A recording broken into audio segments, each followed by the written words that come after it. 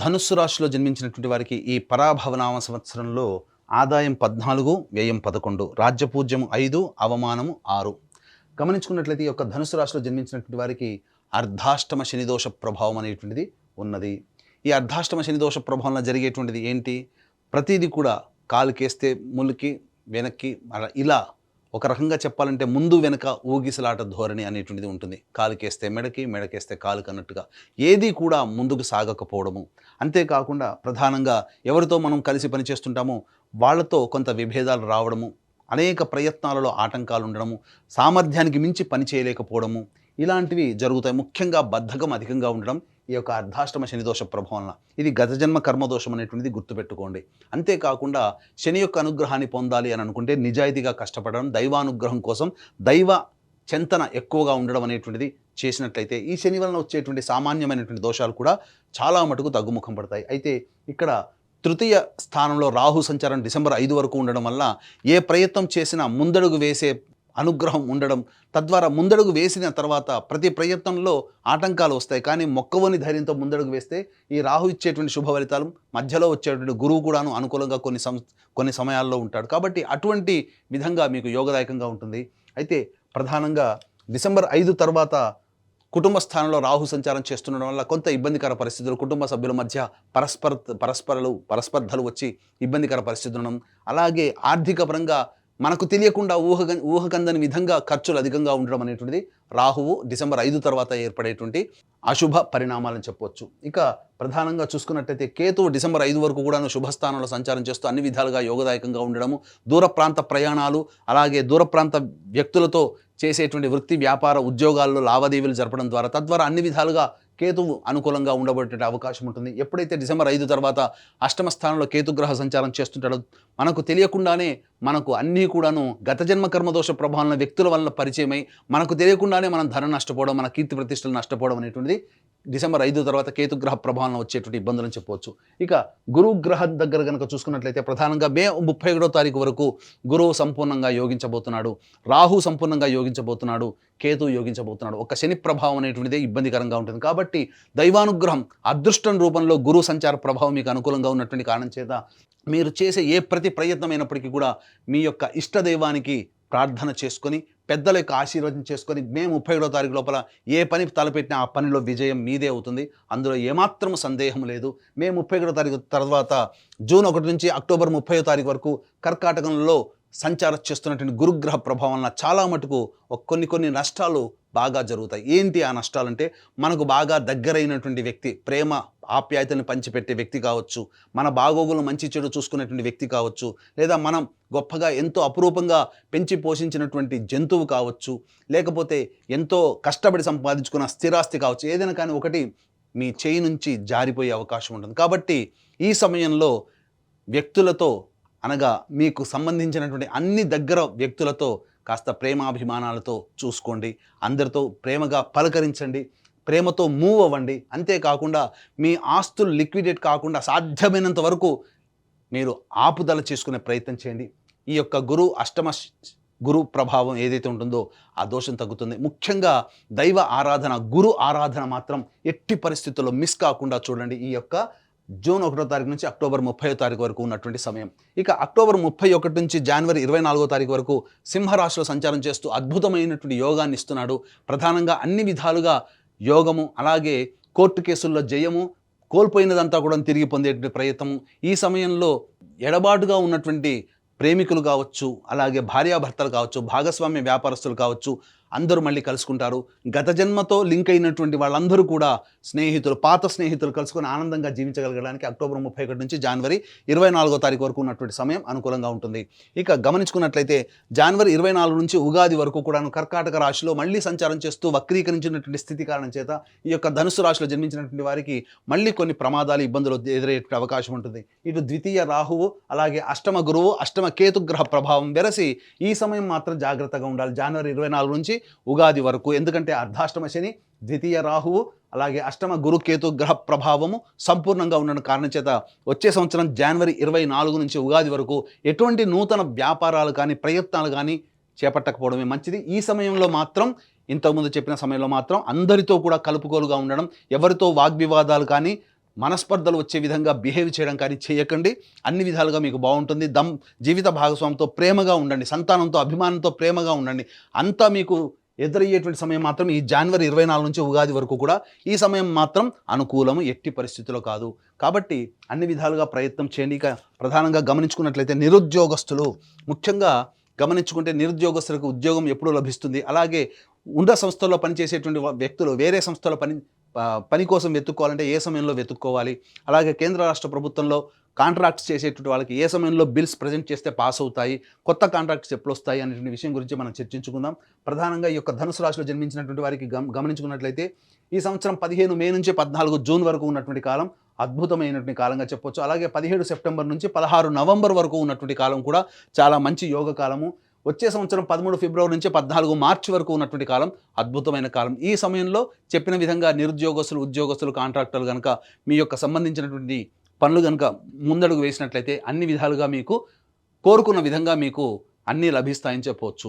ఇక ఈ ధనుసు రాశిలో జన్మించినటువంటి వారికి కొన్ని సమయాలు అనుకూలంగా ఉండవు. కేవలం ఒక్క రాశికే కాకుండా 12 రాశిలో వాళ్ళకి కూడాను కొన్ని సమయాలు అనుకూలంగా ఉండవు. కాబట్టి ఇటువంటి అన్నీ కూడాను నవగ్రహాల యొక్క అనుగ్రహం వల్లనే మంచి కానీ చెడు తక్కువ కానీ జరుగుతాయి. కాబట్టి ఇటువంటి నవగ్రహాల యొక్క అనుగ్రహం కోసం మన పీఠం ఆధ్వర్యంలో ఏప్రిల్ 1వ తారీఖు రోజున చైత్ర పౌర్ణమి సందర్భంగా శుభ నక్షత్రం, అత్యంత శుభ ఫలితాన్ని ఇచ్చే హస్త నక్షత్రం ఉన్నటువంటి సమయంలో సాయంకాలం 6 గంటలకి సర్వదోష నివారణ పూజలు హోమాలలో భాగంగా నవగ్రహ పాశుపత హోమము, ఆరోగ్యం కోసం మృత్యుంజయ హోమము, అలాగే సర్వకార్య జయసిద్ధికి సంబంధించి సుదర్శన హోమము, రుద్రహోమంతో పాటుగా విద్య, ఉద్యోగ ప్రాప్తి, దాంపత్య వివాహ ప్రాప్తి కోసమే లక్ష్మీ మూలమంత్ర సంప్రీత లక్ష్మీ సూక్త హోమాన్ని జరిపించి శక్తిపాతం చేసినటువంటి కరుంగలి మాల ఇవ్వడం జరుగుతుంది. కాబట్టి అవకాశం ఉన్నటువంటి వాళ్ళు ఈ యొక్క కార్యక్రమంలో ఏప్రిల్ 1వ తారీఖు రోజున మధ్యాహ్నం 3 గంటల లోపల ఈ కార్యక్రమంలో మీరు ఏప్రిల్ 1వ తారీఖు లోపల నమోదు చేసుకోవచ్చు. ఇక గమనించుకున్నట్లయితే ఈ యొక్క ధనుసు రాశిలో జన్మించినటువంటి వారికి అర్ధాష్టమ శని దోషంతో పాటుగా 2 ఏప్రిల్ నుంచి 10 మే వరకు కూడా అర్ధాష్టమ కుజదోష ప్రభావంగా ఉండడం. కాబట్టి ఈ సమయం చాలా అద్భుతమైనటువంటి సమయం. ఎందుకంటే ఎక్కువగా చెడు జరుగుతుంది. అలాగే గురువు అనుకూలంగా ఉంటాడు. కానీ ఈ గురువు కూడాను ప్రధానంగా గమనించుకుంటే సాధారణంగా ఈ సంబంధించినటువంటి గురువు ఎంత అనుకూలంగా ఉన్నా శని కుజుల యొక్క ప్రభావము చాలా ఇబ్బందిగా ఉంటుంది. కాబట్టి ఈ సమయంలో మీరు చేస్తున్నటువంటి వృత్తి, ఉద్యోగ, వ్యాపారాల్లో ఒడిదుడుకులు ఎదురవుతూ ఉండడం కానీ, ఆర్థికపరమైన నష్టాలు కానీ, వాహనం నడిపేటప్పుడు జాగ్రత్తలు పాటించడం కానీ, తల్లిగారి ఆరోగ్యం పట్ల శ్రద్ధ వహించడం కానీ చూసుకోవాలి. ఇక 11 మే నుంచి 19 జూన్ మధ్య ఉన్నటువంటి కాలం ఏదైతే ఉంటుందో ఇది ప్రధానంగా మీ ఆరోగ్యం జ్వరపీడితులయ్యేటువంటి అవకాశం ఉంటుంది. సంతాన మూలకంగా ఖర్చులు, సమస్యలు పెరుగుతాయి. ఏ పని చేయాలన్నా ముందడుగు వేస్తారు, కానీ అంతేకాకుండా మధ్యలో ఆపివేసేటువంటి అవకాశాలు గోచరమవుతున్నాయి. కాబట్టి జాగ్రత్తలు పాటించండి. ఇక 20 జూన్ నుంచి 1 ఆగస్టు మధ్య ఉన్నటువంటి కాలం అన్ని విధాలుగా అనుకూలంగా ఉంటుంది. అలాగే గురువు అనుకూలంగా ఉండడు, రాహు అనుకూలంగా ఉంటుంది, శని అనుకూలంగా ఉంటాడు, కుజుడు అనుకూలంగా ఉంటాడు, రవి కూడా అనుకూలంగా ఉంటాడు ఈ సమయంలో. కాబట్టి ప్రధానంగా ఈ సంబంధించినటువంటి కుజగ్రహం అనుకూలంగా ఉండడం వల్ల శత్రువుల మీద విజయము, అలాగే కోర్టు సంబంధమైనటువంటి వివాదాల విజయము, భూగృహ వసతి లాభం అనేటువంటిది ఈ సమయంలో మీరు పొందవచ్చు. ఇక 1 ఆగస్టు నుంచి 17 సెప్టెంబర్ మధ్య ఉన్నటువంటి కాలం ఏదైతే ఉంటుందో ప్రధానంగా ఈ సమయం మీకు ఆత్మవిశ్వాసం ఉంటుంది, ఎక్కువగా ఉంటుంది, కానీ ఖర్చులు అధికంగా ఉంటాయి. కుటుంబ సభ్యులతో మీరు కాస్త మంచి ప్రేమతో మాట్లాడాల్సినటువంటి పరిస్థితి. ఎందుకంటే వివాదాలు ఏర్పడే అవకాశం, ఎడమ కంటికి సంబంధించినటువంటి అనారోగ్య సూచనలు ఎక్కువగా గోచరమవుతున్నాయి. అంతేకాకుండా వృత్తి, ఉద్యోగ, వ్యాపారాల్లో కాస్త ఒడిదుడుకులు అనేవి ఎదురవుతాయి. కాబట్టి జాగ్రత్తలు పాటించండి. మరీ ముఖ్యంగా 18 సెప్టెంబర్ నుంచి 11 నవంబర్ మధ్య ఉన్నటువంటి కాలం ఏదైతే ఉంటుందో ఈ సమయం మాత్రం అది అనుకూలము కాదు. ఈ సమయంలో గురువు కూడా అష్టమ గురు సంచారము, కుజుడు అష్టమ సంచారము, అలాగే శని అర్ధాష్టమ సంచారము. ఈ కారణం చేత ప్రధానంగా శరీరంలో అనగా అనారోగ్య సమస్యలు ఎక్కువగా ఉండడము, అలాగే మీరు అనుకున్నటువంటి సొంత వ్యక్తులతో ఎప్పుడూ వాగ్వివాదాలు జరుగుతూ ఉండడము, అన్నిటికంటే ముఖ్యంగా ఆర్థికపరమైనటువంటి నష్టము ఎక్కువగా ఉండడము, కుటుంబ సభ్యులతో వాగ్వివాదాలు, అలాగే తెలిసిన వారి వల్ల మోసపోవడం అనేటువంటివి జరుగుతాయి. ఆకర్షణీయమైనటువంటి ప్రకటనల్ని మీరు పొందడం ద్వారా తద్వారా ఎక్కువ మొత్తంలో డబ్బులు, అనగా ఇప్పుడు చెప్పాలంటే సైబర్ క్రైమ్ అనేటువంటి చెప్పొచ్చు. ఈ విధంగా ఆకర్షణగా అత్యాశకు పోయి ఎక్కువగా నష్టపోతారు. ఇక 12 నవంబర్ నుంచి 8 మార్చి వరకు ఉన్నటువంటి కాలం అయితే ఇది ప్రధానంగా కుజుడు స్తంభించి ఉన్నటువంటి కారణం. ఈ సమయంలో ప్రధానంగా సంబంధించినటువంటి అన్ని విధాలుగా యోగకాలంగా ఉండేటువంటి సమయం చెప్పొచ్చు. న్యాయ సంబంధమైనటువంటి విషయాల్లో మీదే పైచేయిగా ఉంటుంది. ఆస్తికి సంబంధించినటువంటి విషయాల్లో చర్చకు వస్తాయి కాబట్టి జాగ్రత్తలు పాటించండి. ధనుస్సు రాశిలో జన్మించినటువంటి విద్యార్థులు ఎవరైతే ఉంటారో మే 31వ తారీఖు వరకు గురుబలం అనుకూలంగా ఉండడం, రాహు అనుకూలంగా ఉండడం కాబట్టి ఈ సందర్భంగా ప్రధానంగా అన్ని రంగాలలో ఉన్నటువంటి విద్యార్థులు ఎవరైతే ఉంటారో మంచి ప్రతిభ కనబరించి చక్కటి విద్య ఉత్తీర్ణత శాతాన్ని పొందుతారు. మే 31 తర్వాత ప్రయత్నాల్లో ఆటంకాలన్నింటినీ ఎదురవుతాయి కాబట్టి ఈ సందర్భంగా ప్రధానంగా విదేశీయానానికి విదేశీ సంబంధించిన చేయు ప్రయత్నాలు ఏవైతే ఉంటాయో జూన్ 1 నుంచి అక్టోబర్ 30 వరకు ప్రయత్నం చేయండి. ఆరోగ్యం అనేటువంటిది కొద్దిగా ఇబ్బంది పెట్టినప్పటికీ ప్రయత్నాల్లో మీకు మంచి జరుగుతుంది. అంతేకాకుండా విదేశీయానానికి వెళతారు కానీ అక్కడ ఎక్కువగా కష్టపడాల్సి వస్తున్నటువంటి పరిస్థితులు వస్తాయి కాబట్టి ముందుగానే ప్రిపేర్ అవ్వండి. అలాగే అక్టోబర్ 31 నుంచి జనవరి 24వ తారీఖు వరకు ఉన్నటువంటి గురు సంచార ప్రభావం వలన ప్రధానంగా విదేశాల్లో ఉన్నటువంటి వాళ్ళకి కాంట్రాక్ట్స్ మళ్ళీ రెన్యువల్ అవుతాయి, కొత్త కాంట్రాక్ట్స్ వస్తాయి. అలాగే H1B వీసాలు వంటి వాటి కూడాను మీరు పొందే అవకాశం గోచరమవుతుంది. ఈ యొక్క ధనుసు రాశిలో జన్మించినటువంటి రాజకీయ రంగ ప్రముఖులకి ప్రధానంగా పార్టీ పెద్దల యొక్క అండదండలతో ఎన్నికల్లో పోటీ చేసిన చక్కటి విజయం, అతి భారీ విజయం రాకపోయినప్పటికీ కూడాను విజయాన్ని మాత్రం సొంతం చేసుకుంటారు కాబట్టి మంచి నామినేటెడ్ పోస్టులో ఉండే అవకాశం గోచరమవుతుంది. ముఖ్యంగా ఈ యొక్క ధనుసు రాశిలో జన్మించినటువంటి నటనా రంగంలో ఉన్నటువంటి వాళ్ళు 24 frames, electronic and printing media, social media రంగంలో ఉన్నటువంటి వాళ్ళకి ధనాదాయం చాలా చక్కగా ఉంటుంది. పేరు ప్రఖ్యాతులు కలిగినటువంటి పాత్రలు పోషించడం, తద్వారా అటువంటి సంస్థల్లో మీకు మంచి ఉద్యోగం లభించడం ద్వారా మంచి అభివృద్ధి అనేటువంటిది ఉంటుంది. నూతన నటీనటులకి అవకాశాలు ఎక్కువగా పెరుగుతాయని చెప్పవచ్చు. అలాగే ఈ యొక్క రాశిలో జన్మించినటువంటి రైతులు ఎవరైతే ఉంటారో ధనుసు రాశిలో జన్మించినటువంటి రైతులకి 2 పంటలు కూడాను సాధారణమైనటువంటి పరిస్థితులు, గొప్పగా ఊహించిన అంత లాభాలు పొందకపోయినా ప్రధానంగా ఈ సంవత్సరం కుటుంబాన్ని పోషించగలిగి మంచి స్థితిలో ఉండగలిగేటువంటి లాభాలు మీరు సొంతం చేసుకుంటారు. కౌలుదారులు మాత్రం అప్పులు చేయాల్సినటువంటి పరిస్థితి ఎదురవుతుంది. ధనుసు రాశిలో జన్మించినటువంటి క్రీడాకారులు ఎవరైతే ఉంటారో ఆ క్రీడాకారులకు మాత్రం కాస్త బాగా ప్రయత్నం చేస్తే తప్ప ఉన్నతమైనటువంటి ఫలితాలు పొందలేరు. ప్రోత్సాహకాల విషయంలో, అవార్డులు రివార్డు విషయంలో అన్ని నోరూరించి చేజారిపోయే అవకాశం ఉంటుంది కాబట్టి కొత్త ప్రాజెక్టుల కోసం మీరు గట్టిగా నిజాయితీగా దైవానుగ్రహంతో ప్రయత్నం చేస్తే చాలా మంచి జరుగుతుందని చెప్పొచ్చు.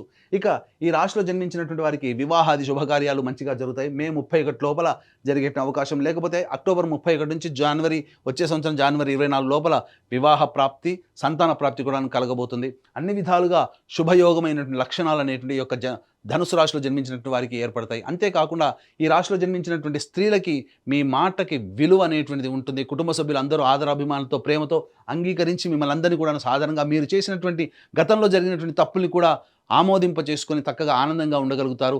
మీపై ఉన్నటువంటి అప్రతిష్ట ఏదైతే ఉంటుందో అదన్నీ కూడాను తప్పు అని చెప్పి నిరూపించగలిగేటువంటి స్థితి ఈ యొక్క ధనుసు రాశిలో జన్మించినటువంటి మహిళలకు ఉంటుంది. కోల్పోయినటువంటి జీవిత భాగస్వామి, ప్రేమ, ఆప్యాయతలు అనగా విడిపోయినటువంటి వాళ్ళు మళ్ళీ కలుసుకునే అవకాశం ఉంటుంది. అది ప్రేమికులు కావచ్చు, జీవిత భాగస్వాములు కావచ్చు, స్నేహితులు కావచ్చు. కోల్పోయినది మళ్ళీ తిరిగి పొందేటువంటి అవకాశం ఈ రాశిలో జన్మించినటువంటి స్త్రీలకి కలుగుతుంది. విలువైనటువంటి ఆభరణాలు, వస్తువులని సొంతం చేసుకుంటారు. కానీ ఎప్పుడైతే డిసెంబర్ 5 తర్వాత రాహు సంచార ప్రభావం అనుకూలంగా ఉండదో ఆ ప్రభావం వలన కొన్ని ఇబ్బందికర పరిస్థితులు, ఆభరణాలని కోల్పోవాల్సినటువంటి పరిస్థితి ఎదురవుతుంది. ధనాన్ని మాత్రం ఎవరికి కూడా గుడ్డిగా నమ్మి ఇవ్వకండి.